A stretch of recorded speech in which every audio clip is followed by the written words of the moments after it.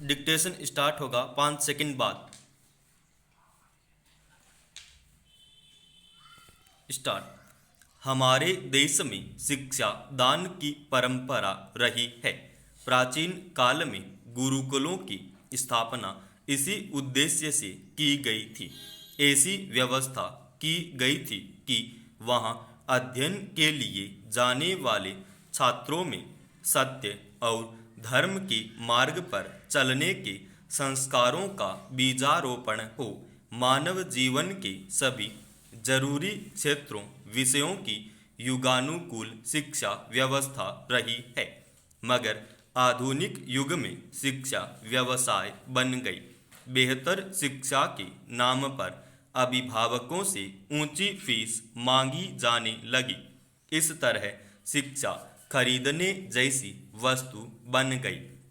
जब शिक्षा का अधिकार अधिनियम लागू हुआ तो इसके विभिन्न पहलुओं पर गौर करते हुए आवश्यक व्यवस्थाएं की गई।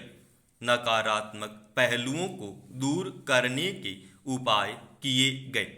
शासन से किसी न किसी तरह की सुविधा लेने वाले शैक्षणिक संस्थानों पर भी नजर डाली गई, जो समाज सेवा के नाम पर व्यवसाय ही कर रहे हैं।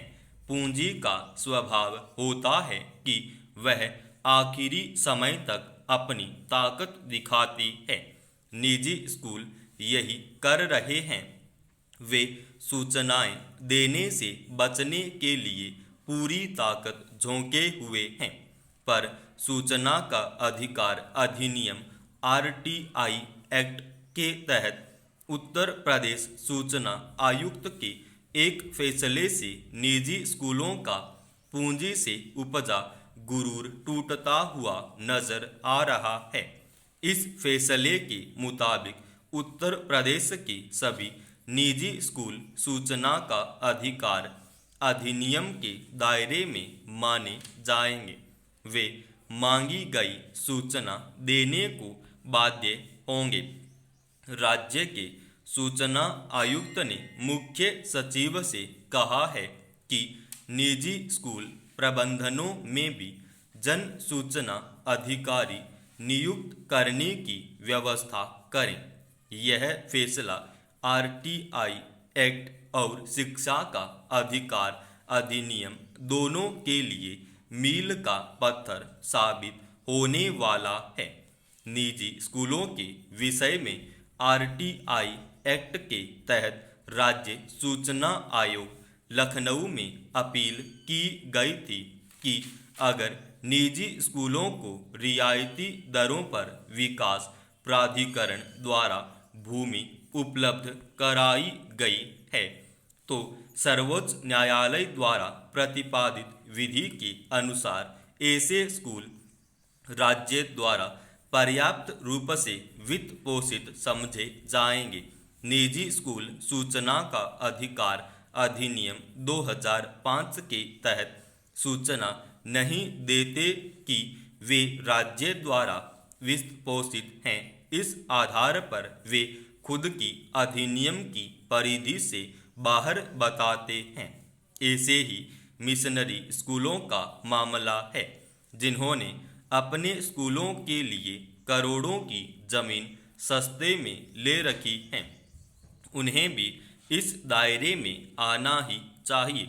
उत्तर प्रदेश सूचना आयोग ने यह भी कहा कि ऐसे सभी स्कूलों के लिए जो उपरोक्त अधिनियम के दायरे में हैं, उनसे अधिनियम और उत्तर प्रदेश मुफ्त और अनिवार्य बाल शिक्षा अधिकार नियमावली 2011 के प्रपत्र 1 और 2 में वर्णित कतिपय सूचना जिला शिक्षाधिकारी को देना अपेक्षित है।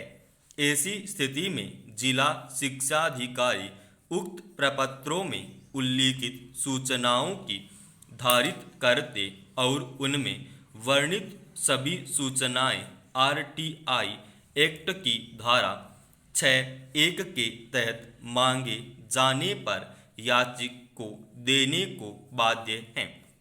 इसी कड़ी में यह बात भी गौरतलब है। और किसी भी शहर या कस्बे में देखें तो ईसाई मिशनरियों के स्कूल उस शहर कस्बे के महत्वपूर्ण इलाके में होते हैं और वह बेशकीमती जमीन उन्होंने सरकार से कौड़ियों के भाव पर ले रखी है। यह ठीक है कि वे आज के दौर और ज़रूरत के हिसाब से बेहतर शिक्षा देने का प्रयास करते हैं, लेकिन यह भी नहीं भूलना चाहिए कि वे अल्पसंख्यक अधिनियम का लबादा ओढ़कर करोड़ों का वारा न्यारा भी करते हैं, पर सरकार के आदेश निर्देश का पालन करने में उन्हें कठिनाई होती है।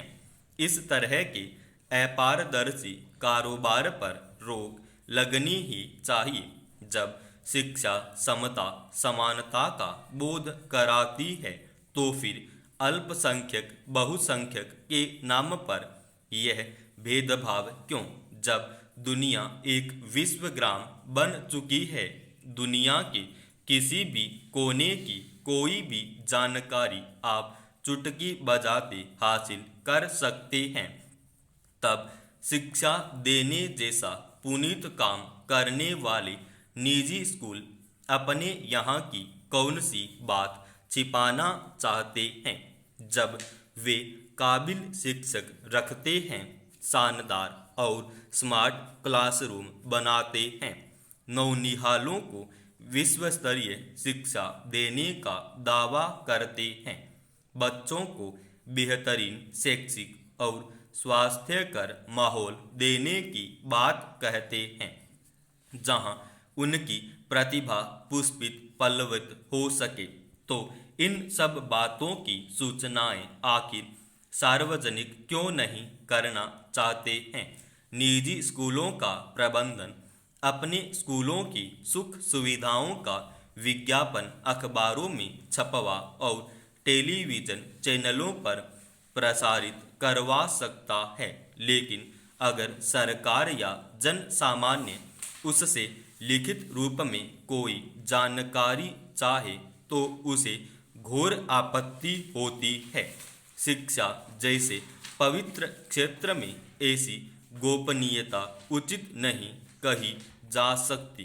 कोरोना काल में अभिभावकों का संकट और भी गहरा गया, क्योंकि बहुतों की कमाई या तो कम या फिर ठप हो गई, लेकिन स्कूलों ने फीस छोड़ने या घटाने का बड़प्पन नहीं दिखाया।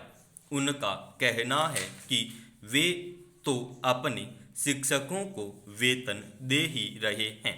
इस कालखंड में लंबे समय तक बंदी के चलते देश भर के बहुतेरे निजी स्कूलों के राजस्व में 20 से 50% की गिरावट का दावा किया गया है, लेकिन इनमें से कुछ स्कूलों ने अपने शिक्षकों के वेतन में न केवल कटौती की बल्कि बहुतों को सेवा से बाहर भी कर दिया। भारत में गुणवत्ता पूर्ण स्कूली शिक्षा पर काम कर रहे सेंट्रल स्क्वायर फाउंडेशन नामक गैर सरकारी संगठन ने एक अध्ययन में 20 राज्यों तथा केंद्र शासित प्रदेशों के 1100 अभिभावकों, स्कूल प्रबंधकों और शिक्षकों को शामिल किया। अध्ययन की रिपोर्ट के मुताबिक निजी स्कूलों ने अपने शिक्षकों के वेतन में कम से कम 55% की कटौती की है। कम फीस वाले स्कूलों ने 65% और अधिक फीस वाले 37% शिक्षकों का वेतन रोक रखा है। इनमें 54% शिक्षकों की आमदनी का कोई दूसरा जरिया नहीं है। 30% शिक्षक ट्यूशन पढ़ाकर अपना काम चला रहे हैं। अध्ययन रिपोर्ट कहती है कि 70% अभिभावकों ने साफ तौर पर बताया कि स्कूलों ने इस अवधि में भी फीस पहले जैसी ही वसूली है। समाप्त।